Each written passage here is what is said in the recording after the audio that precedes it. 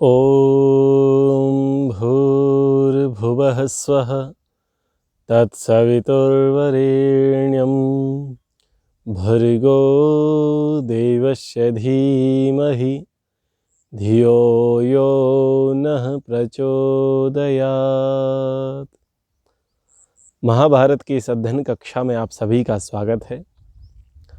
बंधन और नाश, इन दो विषयों पर हम चर्चा महाभारत के उद्योग पर्व विदुर नीति के प्रसंग से करते हैं।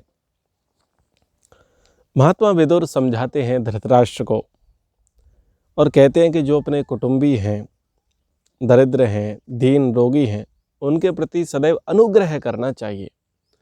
उनके प्रति द्वेष का भाव हमें नहीं रखना चाहिए। वह पुत्रों और पशुओं से वृद्धि को प्राप्त हो और अनंत कल्याण का अनुभव करे, ऐसा हमारा प्रयास होना चाहिए। हे भरत श्रेष्ठ, अपने कुटुंबी लोग गुणहीन भी हों तब भी उनकी रक्षा हमको करनी चाहिए। फिर जो आपके कृपा विलासी हैं और गुणवान हैं, ऐसे लोगों का कहना ही क्या है। राजन, आप समर्थ हैं, अतः वीर पांडवों को अनुग्रह कीजिए, उन पर कृपा कीजिए और उनकी आजीविका के लिए यदि आप उनको पूरा राज्य नहीं दे सकते तो कम से कम कुछ ग्राम ही उनको भेंट कर दीजिए। तो इस प्रकार से बातें विदुर के द्वारा धृतराष्ट्र को समझाई जाती हैं।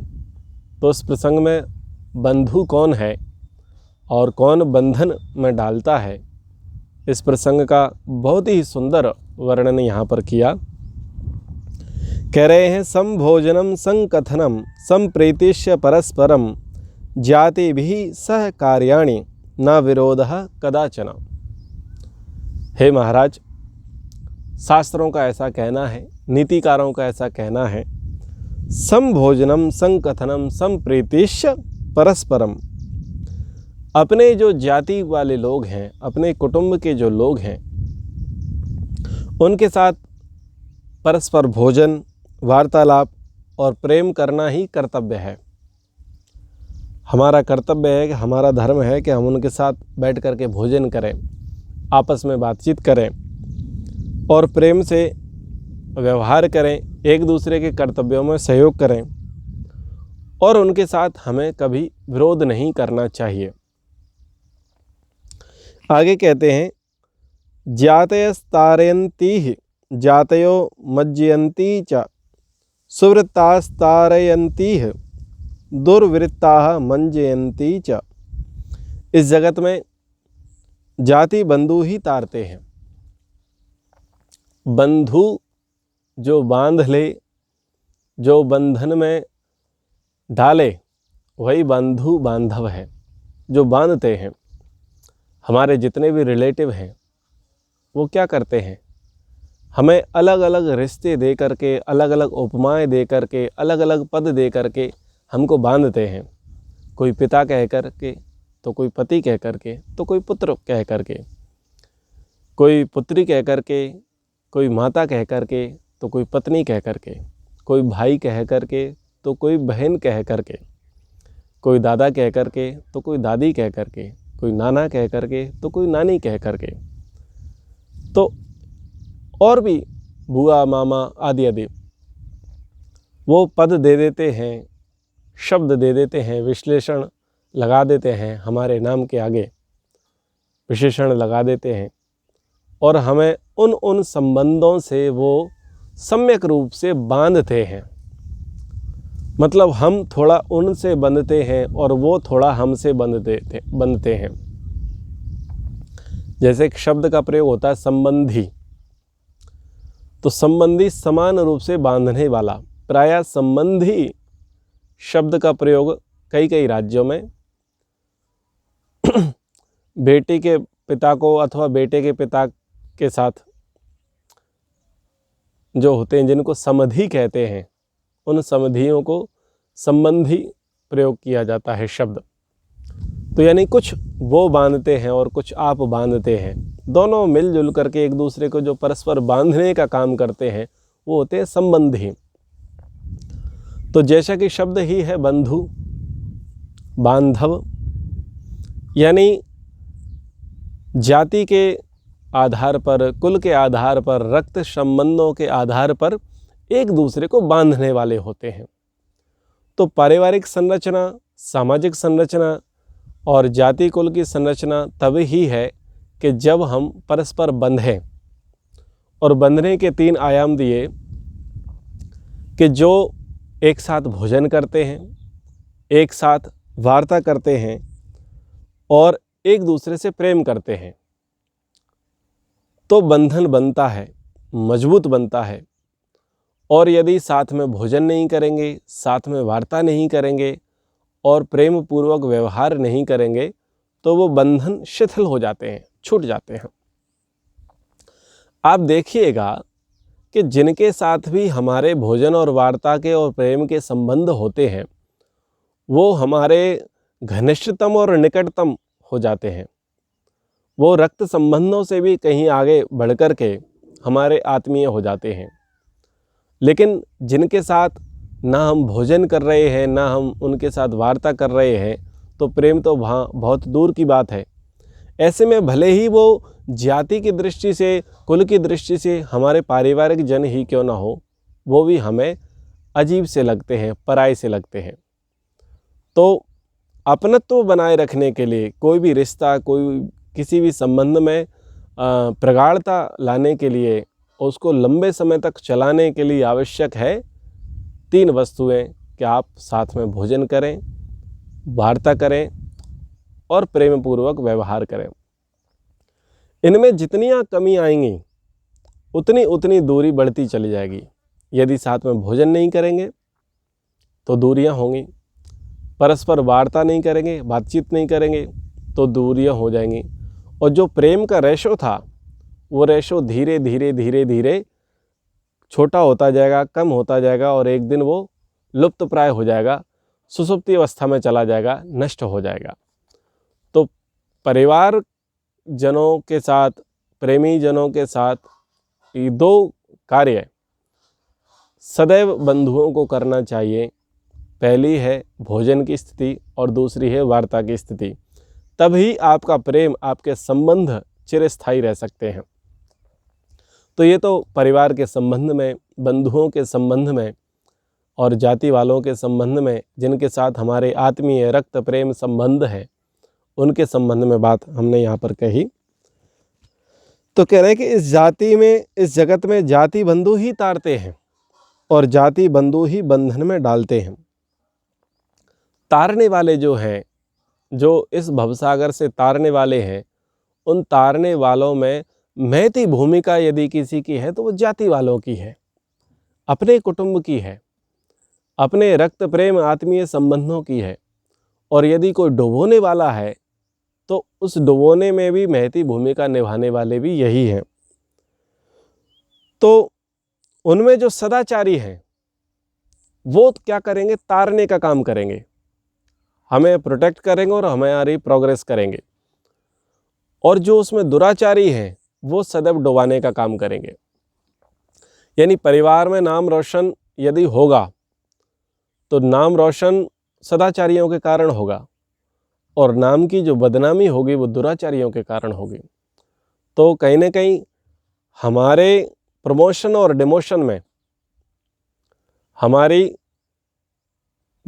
सुविख्यात और कुख्यात होने में, ये जाति वाले, ये बंधु जिनके साथ हमारा प्रेमी और आत्मीय कनेक्शन रहा, वही रिस्पॉन्सिबल होते हैं। तो तारने का काम कैसे करते हैं? जो भी धार्मिक, आध्यात्मिक, सामाजिक, राष्ट्रीय स्तर के कार्य होते हैं, जब उनके लिए प्रोत्साहन मिलता है, हमें मोटिवेट किया जाता है, तो वो स्थिति तारने वाली होती है कि जब हमारे अच्छे कार्यों को अच्छा माना जाता है, हमें चेयर्स किया जाता है और हमारे उन्नति प्रगति के लिए प्रार्थनाएं की जाती हैं। और जो निकटस्थ पारिवारिक जन हैं, जिनके साथ हमारा आत्मीयता का, प्रेम का, रक्त का संबंध है, वो जब अच्छी भावनाएं हमारे लिए व्यक्त करते हैं तो वो हमारे लिए तारने के जैसी होती हैं। वो हमें उन्नति कराती हैं। लेकिन हम अच्छा काम कर रहे हैं और हमारे अच्छे काम में कोई विघ्न डाल रहा है, हमारे अच्छे काम को प्रोत्साहित नहीं किया जाता, या ये कहें कि आप अच्छा काम कर रहे हैं तो टांग खींचने का काम हो रहा है, तो ऐसी स्थिति में क्या होता है कि प्रोग्रेस रुक जाती है, उन्नति प्रगति रुक जाती है। तो ये जो बंधु हैं, ये जो पारिवारिक जन हैं, ये जो जाति कुल के लोग हैं, ये तारने वाले भी हैं और खींचने वाले भी हैं। तो जितना सदाचार होगा, जितना प्रखर बुद्धि होगी, जितने अच्छे मनोभाव, अच्छे संस्कार, अच्छी संगति होगी, उतना वो कुल आगे प्रोग्रेस करेगा। और जिस कुल के संस्कार, खान पान, बोलचाल, व्यवहार निंदनीय होगा, हेय होगा, वो कुल, वो परिवार, वो जाति, वो समुदाय उतनी प्रगति नहीं करेगा, वो उसका उतना ही डिमोशन होगा। तो परिवार समाज की एक छोटी सी इकाई है और बहुत सारे परिवार मिलकर के एक बड़े समाज का निर्माण होता है। तो हम हिंदू जाति से हैं, आर्य जाति से हैं, वैदिक धर्मी हैं, हम में दान का भाव है, ये हमारे पारिवारिक संस्कार है। तो समस्त हिंदू जाति दान के लिए जानी जाती है, दया के लिए जाती है, दया के लिए जानी जाती है, प्रेम के लिए, करुणा के लिए, भाईचारे के लिए हम लोग जाने जाते हैं, क्योंकि ये हमारे पारिवारिक संस्कार हैं। लेकिन जिनमें दया की भावना नहीं है, जिनमें प्रेम करुणा की भावना नहीं है, जिसमें देने का भाव नहीं है, वो लोग राक्षस प्रकृति के हैं, पैशाच प्रकृति के हैं, और उनकी बहुत लंबी जमात है, वो उनकी बहुत लंबी फौज है। तो वो समाज ऐसा क्यों है? क्योंकि उनके पारिवारिक संस्कार इस प्रकार के हैं, राक्षसी पैशाची प्रकृति के। दूसरे का मांस खा करके खुद का पेट भरना, दूसरे की बलि दे करके अपने आप को सुरक्षित करना, दूसरे की हिंसा करके स्वयं को अहिंसित करना, ये उनके पारिवारिक संस्कार हैं। तो उनकी संस्कृति आपको अलग दिख जाएगी और हमारी संस्कृति आपको अलग दिख जाएगी, क्योंकि ये हमारी संस्कृति जो है वो परिवार से बनती है, और परिवार के संस्कार हैं दया के, प्रेम के, करुणा के, भाईचारे के। तो ये बंधन और नाश की चर्चा हम कर रहे थे। तो जितना सदाचारी कोई व्यक्ति होगा उतनी हमारी प्रोग्रेस होगी, जितना दुराचारी होगा उतना हमारा प्रोग्रेस नहीं होगी। यानी जो नाम रोशन होगा, अच्छाइयाँ होंगी, वो एक अच्छे व्यक्तित्व के कारण होती हैं, और पूरा परिवार, पूरा कुल कलंकित होता है वो किसी बुरे व्यक्ति के व्यक्तित्व से होता है। तो आगे कहते हैं कि येन खट्वाम समारूढ़ परितप्येत कर्मणा आदावेव न तत् कुर्याद ध्रुवे जीविते सति। हे महाराज, जीवन तो क्षणभंगुर है, आज है कल नहीं है, अभी है आगे नहीं है, कोई गारंटी नहीं है, कुछ भी यहाँ पर स्थायी नहीं है। हम किसी की भी रिस्पॉन्सिबिलिटी नहीं ले सकते कि ये ड्यूरेबल है। क्षण में कुछ भी हो सकता है, क्षण क्षण भर में कुछ भी हो सकता है, और कैसा भी रूप परिवर्तित हो सकता है वस्तु में, व्यक्ति में, व्यवहार में। इसलिए संसार क्षणभंगुर है। अतः हमको करना क्या है? बोले जिस कार्य को करने से अंत में खाट पर बैठ करके पछताना ना पड़े, उसे पहले ही नहीं करना चाहिए, पहले ही छोड़ देना चाहिए। तो क्षणभंगुर संसार है, जीवन का कोई भरोसा नहीं। तो जब आपको समझ आए, जब जागो तब सवेरा, आप ऐसे कार्यों को करें कि बाद में आपको उन कार्यों के करने पर पछताना ना पड़े। प्रायः करते क्या है कि जब कार्य आरंभ करते हैं तो एक जुनून होता है, एक जवानी का खून सवार होता है, या मद का प्रभाव होता है, अविद्या का प्रभाव होता है, तमोगुण का प्रभाव होता है, या हम प्रेस्टीज पॉइंट बना लेते हैं किसी बात को, हमारा किसी चीज़ को लेकर के ईगो हट हो जाता है। तो हम ऐसे कामों को कर देते हैं जो सामाजिक रूप से, धार्मिक रूप से हमको नहीं करने चाहिए। लेकिन वो जुनून था, हमारी कमिटमेंट थी और हमको करना था, क्योंकि उसको किए बगैर हमें अच्छा लग नहीं रहा था। तो अल्टीमेटली होता क्या है कि हम उस काम को कर बैठते हैं। करते समय तो अच्छा लगता है, लेकिन जब धीरे धीरे धीरे धीरे जब समय व्यतीत होता है और पता चलता है कि जो हमने किया वो वास्तव में गलत किया, तो कहते हैं कि जब अब पछताए से होत का, जब चिड़िया चुंग गई खेत। तो पहले से ही सारी चीज़ें सोच लेनी चाहिए, विचार कर लेनी चाहिए कि ये कार्य आज भले ही अच्छा लग रहा है, कहीं ऐसा तो नहीं इसका परिणाम इन फ्यूचर हमें रुलाने वाला होगा, और कहीं ऐसा तो नहीं कि जिस काम को आज हम कठिन समझ रहे हैं और वो भविष्य में हमारे लिए सुखकारी हो, लाभकारी हो। तो दोनों ही कंडीशन में हमको विचार करना चाहिए कि प्रेजेंट में जिस कार्य का जो भी स्तर है वो इन फ्यूचर कैसा होगा। तो आगे कहा, बृहस्पति के समान बुद्धिशील मनुष्य भी शास्त्र ज्ञान अथवा वृद्धों की सेवा किए बिना धर्म और अर्थ का ज्ञान प्राप्त नहीं कर सकता। इसलिए महाराज धृतराष्ट्र, आप अपने हठ, आप अपने दुराग्रह को छोड़ दीजिए और धर्म और अर्थ का चिंतन कीजिए। आप कितने ही बड़े ज्ञानी बने रहें, लेकिन और कितने ही बड़े शास्त्र के मर्मज्ञ बने रहें, परंतु यदि अर्थ का और धर्म का आपने ठीक से सेवन नहीं किया तो आपका वो ज्ञान निरर्थक है। अब नष्ट होने के संबंध में, जैसा कि हमारा टाइटल था बंधन और नाश, बंध और नाश, तो बंधुओं की चर्चा हम कर चुके हैं, बंधन में डालने वाले। अब नाश पर चर्चा करते हैं। नष्टम समुद्रे पतितम नष्टम वाक्यम अश्रुणोति अनात्मनि श्रुतम नष्टम नष्टम होतम अग्निकम। तो क्या किसको नष्ट कर देता है, उस पर महात्मा विदुर कहते हैं, नष्टम समुद्रे पतितम, समुद्र में गिरी हुई वस्तु नष्ट हो जाती है। अगर कोई वस्तु अथाह सागर भरा पड़ा है, उसमें वो गिर जाए तो गिर करके क्या होगा, वो नष्ट भ्रष्ट हो जाएगी। नष्टम वाक्यम अश्रुण्वन्ति, और जो सुनता नहीं है उससे कही हुई बात भी नष्ट हो जाती है। कोई व्यक्ति सुनता ही नहीं है, उसको सुनाने का प्रयास किया जाता है, बताने का प्रयास किया जाता है, समझाने का प्रयास किया जाता है, तो जो आपको प्रयास है वो प्रयास निष्फल है, जब सामने वाला आपकी सुनने वाला ही नहीं है। सामने वाले ने तो आ और गई, इधर से सुना उधर से निकाल दिया। तो आप जो भी उससे कहते हैं, जो भी बात आप उससे कहते हैं, वो बात कहना और ना कहने के बराबर हो जाती है, क्योंकि सामने वाले ने सुना ही नहीं।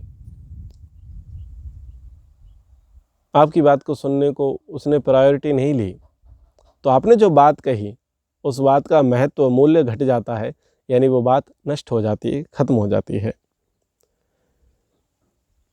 अनात्मनि श्रुतम नष्टम, और जो अजितेंद्रिय पुरुष है उसका शास्त्र ज्ञान नष्ट हो जाता है, जिसका स्वयं पर कंट्रोल नहीं है, खाने पर, पीने पर, देखने पर, बोलने पर, सुनने पर, सूंघने पर जिसका कंट्रोल नहीं है, उसका शास्त्र ज्ञान नष्ट है। क्योंकि शास्त्र यही तो सिखाता है कि हम इंद्रियों से कैसे व्यवहार करें, लेकिन जो इंद्रियों के भोग में अंधाधुंध फंसा पड़ा है, विषयासक्त है, तो ऐसे व्यक्ति का शास्त्र ज्ञान कोई मतलब का नहीं रहता, वो भी नष्ट भ्रष्ट मान के चलना चाहिए। तथा राख में किया हुआ हवन, राख का अर्थ है जहाँ पर अग्नि नहीं है, जो बुझ चुका है। तो ऐसे बुझे स्थान में जहाँ से कुछ उद्बुद्ध नहीं हो सकता, जहाँ से कुछ प्रकट नहीं हो सकता, ऐसे स्थान में जब हम देते हैं तो वो दिए हुई वस्तु नष्ट हो जाती है। जैसे ऊसर भूमि है, बंजर भूमि है, और बंजर भूमि में बीज फेंकोगे तो क्या होगा, बीज नष्ट हो जाएगा, क्योंकि बीज को पेड़ रूप में रूपांतरित करने का सामर्थ्य उस भूमि में नहीं है। तो राख में हवन करना हवन का ही नाश होने के जैसा है। तो राख यानी जहाँ पर अग्नि नहीं है, धुआं नहीं है, उसके अंदर ऊष्मा, ऊर्जा, तेज अग्नि नहीं है और आप वहाँ कुछ पदार्थ डालने का प्रयास करेंगे तो क्या होगा, पदार्थ बिगड़ जाएगा, खराब हो जाएगा, पदार्थ का ठीक यूटिलाइजेशन नहीं होगा। तो जिन जिन क्षेत्रों में हम प्रयास करते हैं और यदि वो क्षेत्रों से हमें आउटपुट नहीं मिलता तो आपका जो प्रयास था वो निरर्थक है, निष्फल है। आप कितनी बार किसी को समझाने का प्रयास करते हैं, सिर पटकते हैं, एक ही बात को 50 बार बोलते हैं और सामने वाले के दिमाग में बात घुसती नहीं है, तो आपका जो प्रयास था वो निष्फल गया, क्योंकि आपने खूब प्रयास किया लेकिन उसने नहीं सुना। ऐसे ही कोई वस्तु आप दे रहे हैं और आपके अंदर देने का भाव अच्छा है, आपकी वस्तु की क्वालिटी अच्छी है, परंतु जिसे दिया जा रहा है वो योग्य नहीं है, उसकी योग्यताएं समाप्त हो चुकी हैं, उसमें तेजस्विता बची ही नहीं, उसको सहन करने की, उसे वहन करने की और उसे परिणाम में लाने की उसकी योग्यता समाप्त हो चुकी है।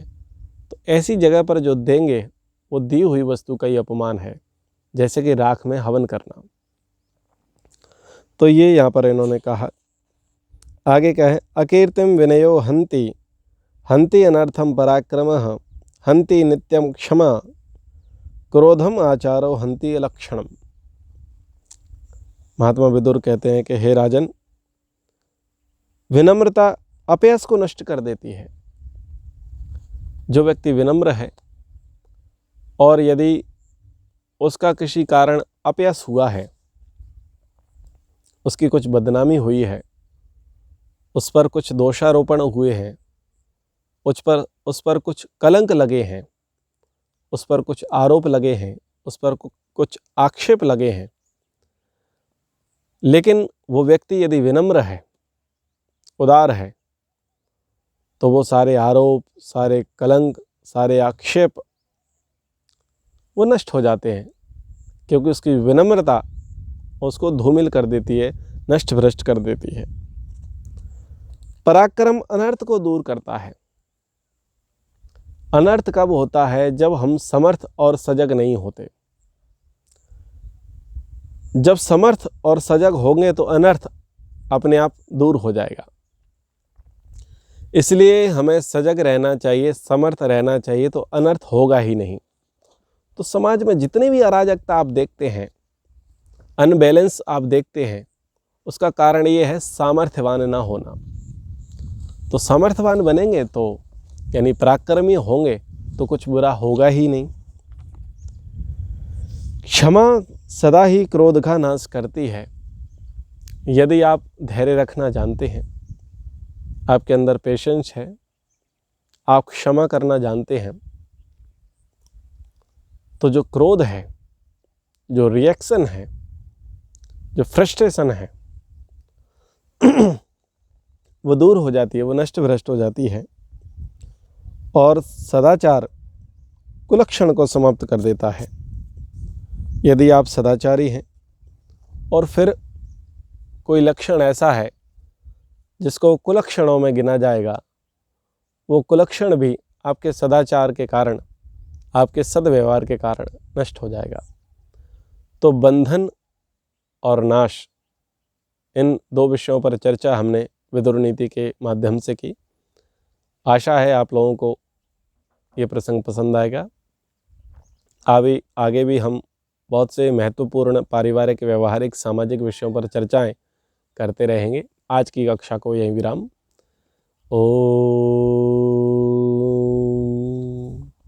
सर्वेभ्यो नमः। सभी को सादर नमस्ते जी।